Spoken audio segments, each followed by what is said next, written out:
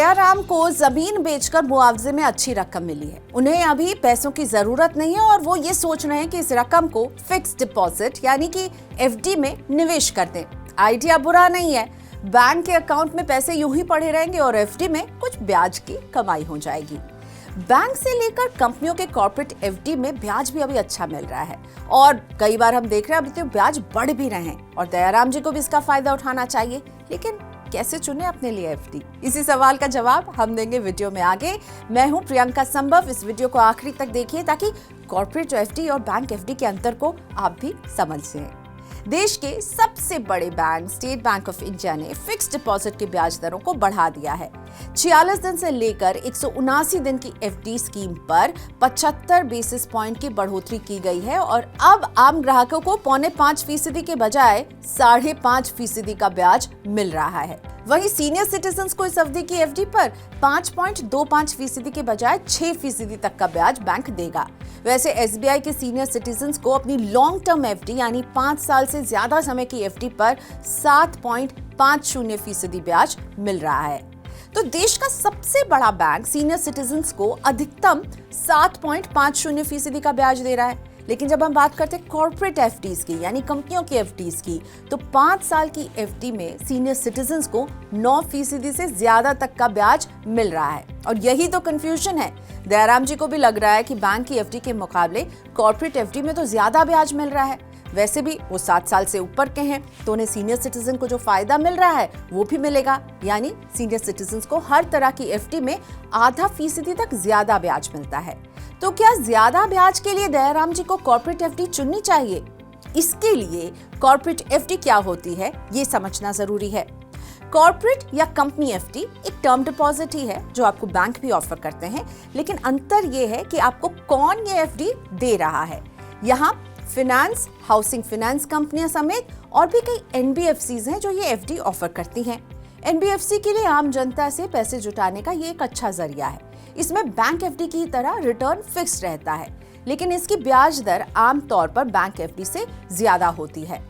Corporate FD में निवेश से पहले आपको जो सबसे इंपॉर्टेंट चीज देखनी है वो है उस कंपनी की रेटिंग।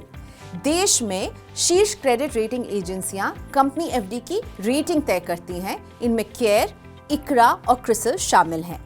AAA रेटिंग वाली कॉर्पोरेट एफडी सबसे सुरक्षित मानी जाती है। कम रेटिंग है या बिना रेटिंग वाली जो कॉर्पोरेट एफडी है वहां आपको रिटर्न भी ज्यादा दिखेगा, लेकिन यहाँ पर रिस्क भी होता है। कॉर्पोरेट एफडी के रिस्क हम वीडियो में आगे समझाने वाले हैं, लेकिन उससे पहले कॉर्पोरेट एफडी के ब्याज पर एक नजर। खास करके अभी हमने देखा है कि श्रीराम फाइनेंस जो है एक AA+ रेटिंग वाली कंपनी है और इसने अपने अलग अलग अवधि की मैच्योरिटी वाली एफडीज की दरों में बढ़ोतरी की है 0.2% की। कंपनी अब 1 से 5 साल तक की एफडी पर सालाना 7.85 से लेकर 8.80% का ब्याज दे रही है। सीनियर सिटीजन्स को तो ये 9.30% का ब्याज दे रही है। वहीं AAA रेटिंग वाली बजाज फाइनेंस 42 महीने यानी 3.5 साल की कॉर्पोरेट एफडी में सीनियर सिटीजन्स को 8.85% का ब्याज दे रही है। LIC हाउसिंग फाइनेंस की 2 साल से 4 साल 11 महीने वाली एफडी में 8% तक का ब्याज मिल रहा है। अब इसकी तुलना बड़े बैंकों के फिक्स डिपॉजिट के ब्याज से करते हैं। SBI 5 से 10 साल के टेन्योर की एफडी में सीनियर सिटीजन को 7.50% का ब्याज दे रही है। कैनरा बैंक भी इस टेन्योर के लिए इतना ही ब्याज दे रही है और HDFC बैंक भी 7.50 का ही ब्याज दे रहा है। सीनियर सिटीजन्स को 0.5% ज्यादा ब्याज तो मिल रहा है, लेकिन कॉर्पोरेट एफडी में ये बढ़ोतरी ज्यादा है ना, क्योंकि एक तो उनका रेट अलग है, ऊपर से वहां पर आपको ज्यादा ब्याज भी मिल रहा है। तो क्या देखें सीनियर सिटीजन कॉर्पोरेट एफडी चुनते वक्त? अब ये जान लीजिए। निवेश के मामले में रिटर्न के साथ साथ रिस्क चेक करना बहुत जरूरी है। अगर दयाराम जी जैसे सीनियर सिटीजन बैंक में एफडी कराते हैं तो 5 लाख रुपए तक के निवेश पर deposit insurance and credit guarantee corporation की ओर से बीमा होता है। DICGC RBI की सहायक इकाई है। वहीं अगर दयाराम अलग अलग बैंकों में एफडी कराते हैं तो उन्हें हर बैंक के निवेश पर 5-5 लाख रुपए का बीमा कवर मिल रहा होगा। इस बीमा के लिए उन्हें कोई पैसा भी अलग से नहीं देना होता है। लेकिन कॉर्पोरेट एफडी में इस तरह का कोई भी बीमा नहीं मिलता है। अगर कोई कंपनी डूबती है तो आपका निवेश भी डूब सकता है। इसीलिए हम कहते हैं कि ये एक बड़ा रिस्क रहता है कॉर्पोरेट एफडी में।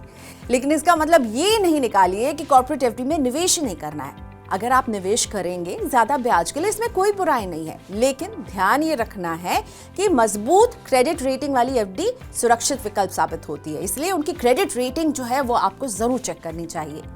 टैक्स और इन्वेस्टमेंट एक्सपर्ट बलवंत जैन कहते हैं, जिस निवेश में ज्यादा रिस्क होता है उसमें ऊंचा रिटर्न मिलने की संभावना रहती है।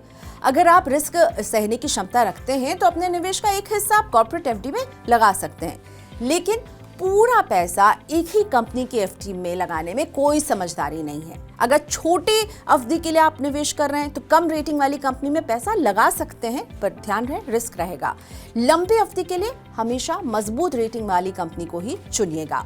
आपको इस पैसे की कब जरूरत पड़ेगी, निवेश करने से पहले इस बात का भी अच्छी तरह से आकलन कर लें। अगर एफडी को समय से पहले तोड़ना पड़ा तो ज्यादा नुकसान होगा, इसीलिए आप कितने समय तक अपने पैसे को लॉक्ड इन रख सकते हैं उस हिसाब से एफडी चुनें। अब ये भी समझ लेते हैं कि अगर आप कॉर्पोरेट एफडी में निवेश करते हैं तो टैक्स कैसे लगने वाला है। अब बैंक की एफडी में होता यह है कि निवेशक की सालाना आय में जो भी ब्याज है वो जुड़ता है और इस आय पर स्लैब के आधार पर टैक्स लगता है। इसी तरह कॉर्पोरेट एफडी की आय भी निवेशक की आय में जुड़ती है और स्लैब के आधार पर टैक्स देना होता है। अगर बैंक एफडी की सालाना ब्याज आय यानी इंटरेस्ट इनकम 40,000 रुपए से अधिक है तो बैंक 10% टीडीएस काटेगा और सीनियर सिटीजन्स के लिए ये सीमा 50,000 रुपए है। अगर आप बैंक को पैन का ब्यौरा नहीं देते हैं तो फिर टीडीएस 20% की दर से काटा जाता है, लेकिन यही सीमा कॉर्पोरेट एफडी में कम है, यानी कि कॉर्पोरेट एफडी में 5,000 रुपए से ऊपर की आय पर ही टीडीएस लागू है। अगर निवेशक आयकर के दायरे में नहीं आता है तो वो 15G और 15H भरकर बैंक में जमा कर सकता है। इसके बाद बैंक टीडीएस नहीं काटेगा। कंपनी एफडी में आपको ये सुविधा नहीं मिलती है। 15G और 15H भरने की सुविधा आपको केवल बैंक्स देते हैं। तो एफडी को आप कैसे चुने, इसके लिए अब एक चेकलिस्ट है मेरे पास। ज्यादा ब्याज के लिए अगर कॉर्पोरेट एफडी में निवेश कर रहे हैं तो टॉप रेटिंग वाली कंपनी ही चुनिए। बड़ी रकम है तो पूरा पैसा एक ही कंपनी की एफडी में जमा करने की गलती नहीं कीजिएगा। अलग अलग कंपनियों में आप ये पैसा बांट सकते हैं या फिर कुछ हिस्सा बैंक एफडी में डालिए, कुछ हिस्सा कॉर्पोरेट एफडी में डालिए। एफडी की अवधि भी अलग अलग चुननी चाहिए ताकि अचानक पैसों की जरूरत पड़े तो आपकी सारी एफडी एक ही समय में मैच्योर नहीं हो रही होगी। जिसकी मैच्योरिटी एकदम करीब होगी आप उसे ब्रेक कर सकते हैं, पेनल्टी से बच सकते हैं। तो इन सब का ख्याल रखिएगा और तभी निवेश कीजिएगा।